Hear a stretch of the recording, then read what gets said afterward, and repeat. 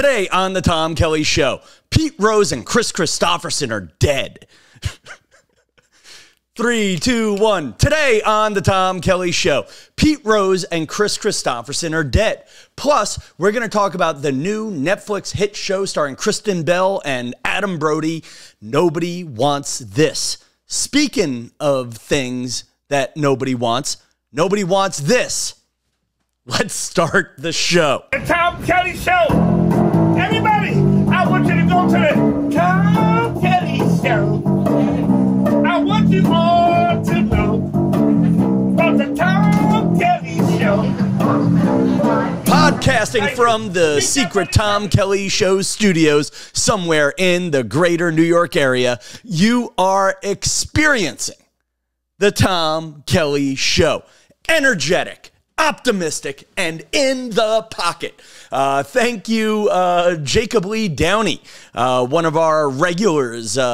We never named our regulars, by the way. But thank you, Jacob Lee Downey, for that review of the Tom Kelly Show, our last episode in the secret Tom Kelly Show Facebook group. Are you listening to the show? Are you new to me and you'd like to be in this secret Facebook group? It's really not that much of a secret. Just put in Tom Kelly Show group and it comes up and there's a lot of nice people to connect with. Also, if you are new, if you're watching on YouTube, hit subscribe. There's a little bell somewhere on the screen. Hit that bell so you get notifications every time I post a video because, frankly, I live for your affection, people. And, you know, that's about it, folks. Who am I? I'm a comedian. I'm from Long Island, and this podcast is a mix of self-help, pop culture, video blogging, and it's about basically a 40-year-old comedian from Long Island getting back to having fun. Tom, a 40-year-old comedian from Long Island? I know, I'm a 48-year-old comedian from Long Island playing Tom Kelly, a pretend 40-year-old comedian from Long Island. That's how we start the show, folks, with lies. Lying about who I am and my age. You know what? I don't care. I'm by the way, I'm really podcasting. I hope nobody's listening to this. I'm podcasting live on Tuesday, October 1st at 10 o'clock a.m. I have a therapy at 11. I have a meeting at noon, and I really wanted to be on Long Island for the meeting that I think I'm going to have to take by phone. But I'm doing the podcast today because I am wearing a very nice piece of clothing that I know I have to return. I'm going to actually wind up doing a whole podcast about this jacket. I did a commercial last week that will air on News 12. So if you're basically within 3 miles of Andrew Garcia's house on Long Island in Mineola, you will see the commercial. It's Tom Kelly broadcasting for the auto spa of Williston Park. If you're getting an oil change, people, tell them you heard about you heard about them on the Tom Kelly Show. And it was basically a commercial for an auto spa place. It's actually going to be cute. It should be in the gimmick of things I've been doing on my Instagram. And I wanted to look good because I know they're going to probably repeat this podcast, that commercial, I mean. That's sort of how local commercials go. They kind of run them into the ground for the next 40 years. So I wanted to look good. So I was kind of insecure about my appearance. The night before at 3 o'clock, actually literally a week ago, I did therapy and I suddenly said, oh my God, my hair is puffy. And I quickly ran to Greg Gianello to cut my hair.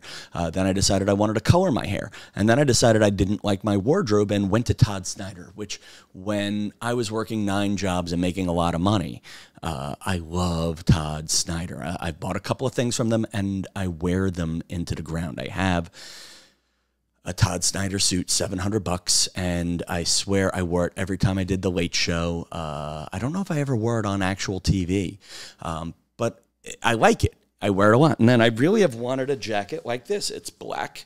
For those of you not listening, it has pockets. And I saw it in the window. And I'm like, that's what I want to wear. Speed through the story. The guy producing the commercial and the owner of the auto spa place, the oil change place, both said that they would prefer I wear, oh my God, closets just off camera. they thought I should wear this denim jacket, which I owned already and was for free and wouldn't cost them an extra $700. So I don't know. Like, you get into the thing of, so I'm going to return it. I haven't worn it on camera. It's an ethical return, but it's one of those things where if you don't return it quick, it's gonna cost you money. But honestly, tell me, people, do I look hot? Should I keep the damn jacket? Honestly, by the time you weigh in on this opinion, the show, it'll probably have been returned, but I'm looking for something just like it, or maybe I'll buy it again. This is a real question. Do you, like, when you wear something expensive, do you glow on the inside?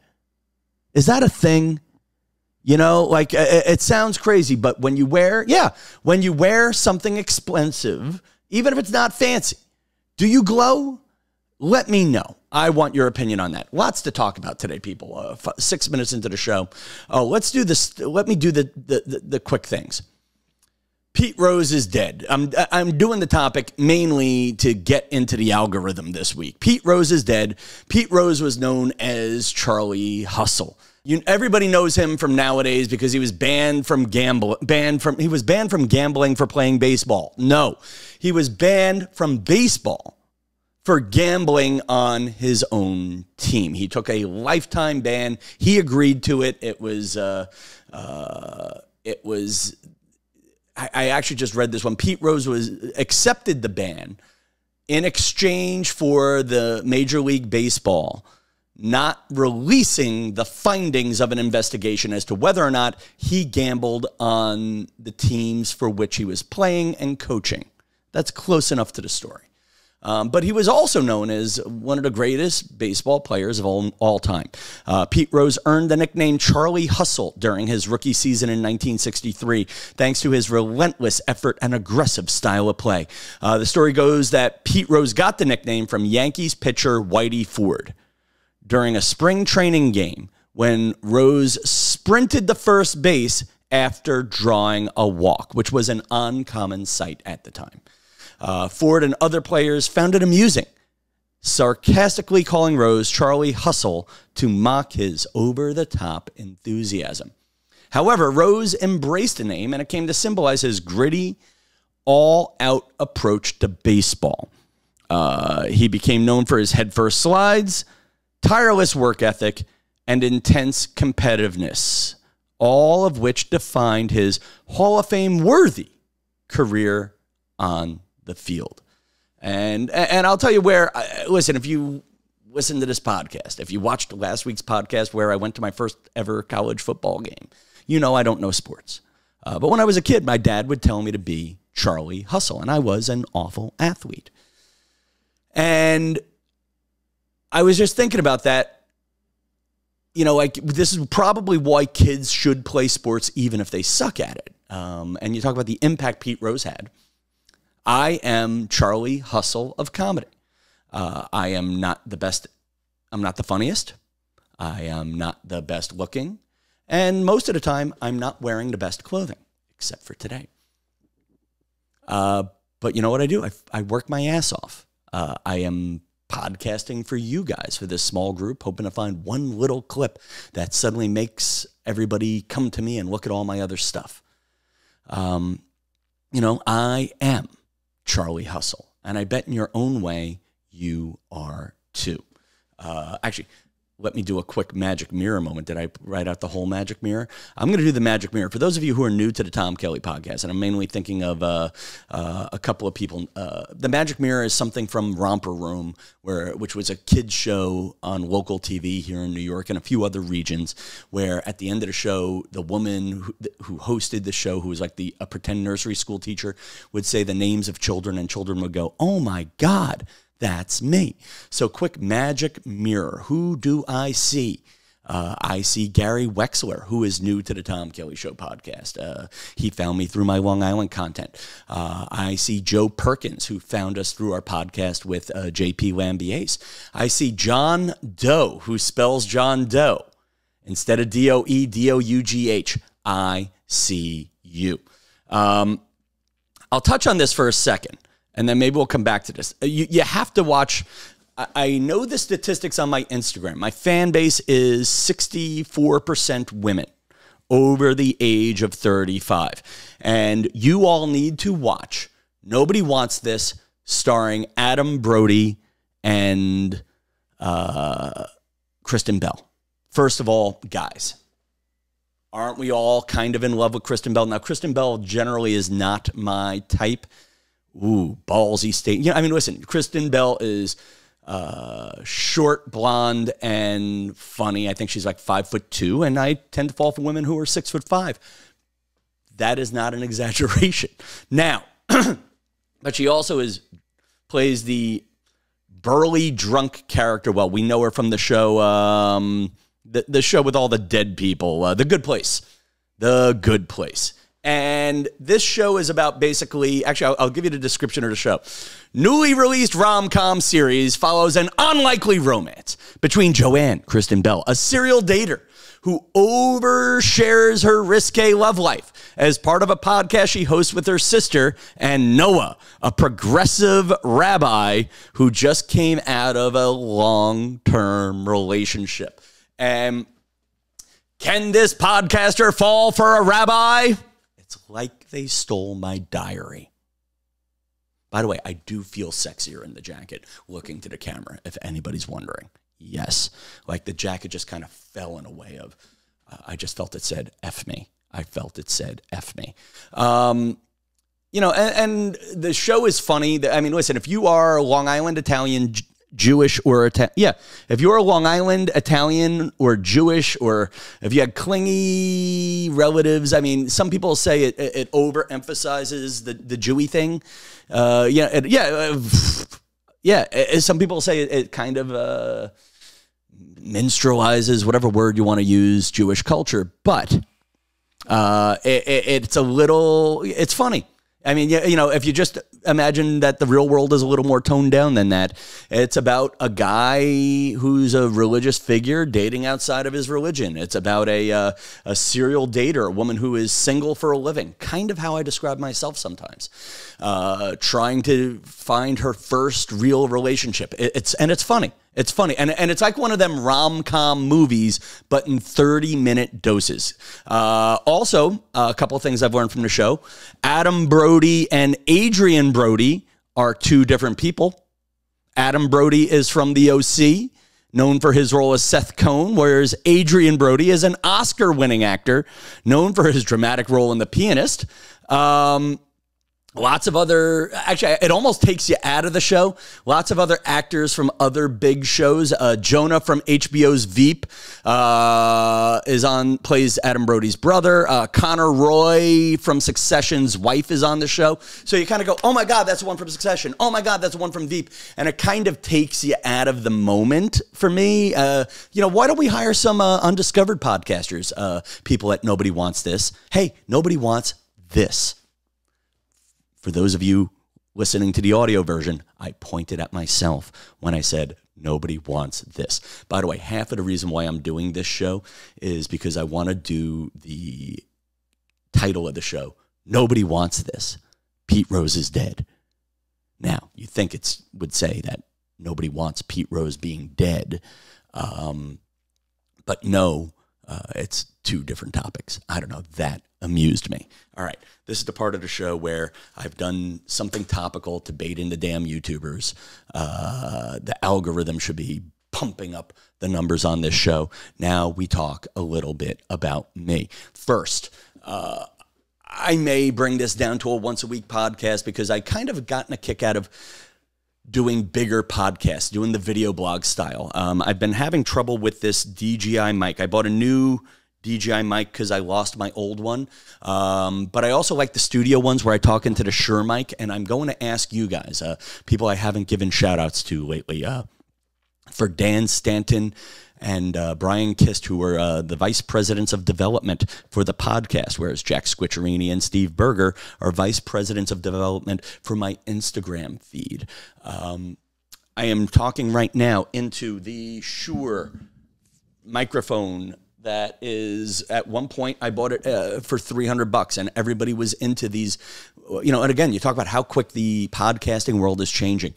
Everybody was into these, let's talk into a microphone on a pole and stay in one spot. Now microphones, and let's have a green screen and look like we're in a TV studio. And then suddenly everybody realized, wait, we're all in TV studios now. Now people seem to be craving real stuff where there's podcasters sitting on sofas holding the microphone. I'm like, God damn it, I already spent $600 on this. I can't just hold, you know, So I also bought these DJI mics. And I'm going to switch to this because I think they actually sound pretty good in the field, and we're going to do a quick comparison. Now, what you're listening to right now is the hard work part of the audio. Tom Kelly in the studio talking into the expensive mic. But now, if I did the edit right, I'm now talking into the DJI mic, where you should only be able to hear me on the left side. And then if I move to this side, you could only hear me on the right side. And we're all, and I could play games when I edit this together, but this may mean, hey, more Tom Kelly in the field. What do you want? Again, you know, like, it's funny. My friend Aaron Berg, a guy I need to get on this show, had the line, when you podcast, you're really podcasting for the same 80 people. Now, for me, I'm really podcasting for the same 200 regulars. And some of you are there. Some of you are lurkers. Some of you talk to me every day and every minute. And I'm glad to have all the varying levels of relationship. You know, but the cool thing about this DJI kit is I could have been doing this show in the car, but I feel like this audio is just a little bit better into the sexier microphone. I need your opinions. I can't even decide whether or not to keep this jacket. I can't afford. That's how much I need you guys. 17 minutes, 17:01. You guys know what that number means to me. I have so many little stories I want to tell you. Let's do this dark one. About 6 months ago, I talked about the death of former Ha Comedy Club owner Anthony DiNapoli. For those of you who don't know what the Ha Comedy Club was, it was a Times Square institution for 2 or 3 years. It was in the middle of New York City. There was a lot of great comedians coming up. Nori Davis, Rich Aronovich, my friend Francisco Alderando was there. I was there. Jimmy Fallon of Fox News Saturday nights. And it was a crowd. It was basically a place where bar fights could happen. And there was an owner who wasn't much older than I am, Anthony, who was a bit of a dick when I was there. I loved him. But he was a dick to me. I don't think he paid me for the 4 to 10 years I worked for him. He didn't, you know, he's the guy who once gave me the line, Tom, if I could rip off every employee I have by $25 a day, I could make an extra 300 grand a year. And I secretly think there were times where he did that. He fell into harder times after he lost his lease on the Times Square location. And, you know, he would say hi on Facebook a lot. And we were friends. We'd talk comic book stuff. I mean, again, do you have friends and people you love in your life of whom you have low expectations? That was my friend Anthony DiNapoli. And it was also the kind of friend where I didn't want to go too far into the black hole because he was so charming. And, you know, he invested in a lot of comedy clubs that went nowhere after his good one in Times Square lost the lease. And yeah, I almost didn't want to spend that much time with him because I kind of felt like there were times where either when he was homeless, he would wind up living in my house forever, or I would end up investing in a comedy club and the club would be out of business in 2 months. So I kind of kept it on Facebook for the last 5 to 10 years of the friendship. And over the winter, he sent me a note, Tom, do you want to come to my wedding? And I'm like, no. It's a Christmas-themed wedding in April. Did you get the save-the-date card? No, I didn't. Let me know when you send me a save-the-date card. And he's like, on Facebook. I just want to know, do you want to come on April 28th? And I'm like, I had family stuff to do that weekend. And I'm like, no. And also, dude, you never sent the save-the-date card. Anyway, he died before the wedding to his second wife. And, you know, I felt like a dick for not agreeing to go to his wedding in New York. Not so big a dick that I cried, you know, but I felt like a dick for not going to, for being afraid of going into the black hole. You know, I feel like I would have gone to the wedding and then I would have wound up investing in a comedy club in Tampa. That really was the thought. So anyway, what do you know? He dies, and April 28th, what would have been his wedding turned into a memorial service. And I didn't go to that either. That's another story for another time. But anyway, today is October 1st. And I checked my mailbox. What did I get today, 6 months after the wedding? And almost 10 months after it was mailed, because there is a postmark. It was postmarked in January 2024. I got an invitation to Anthony DiNapoli's wedding that would have been in April. That was his funeral or memorial service in New York. So, you know, listen, dark humor moment, people. Dark humor moment. I laughed at it. And what's weird is you get into, I'm not getting my mail here. My buddy Big Dave from Wiki Watchy, I saw on Facebook that he got married. I'm like, dude, I would have gone to your wedding if you invited me. He's like, well, I sent you a save the date. I'm like, well, I never got it and you never followed up on Facebook. I would have gone to yours because you wouldn't have hit me up for money.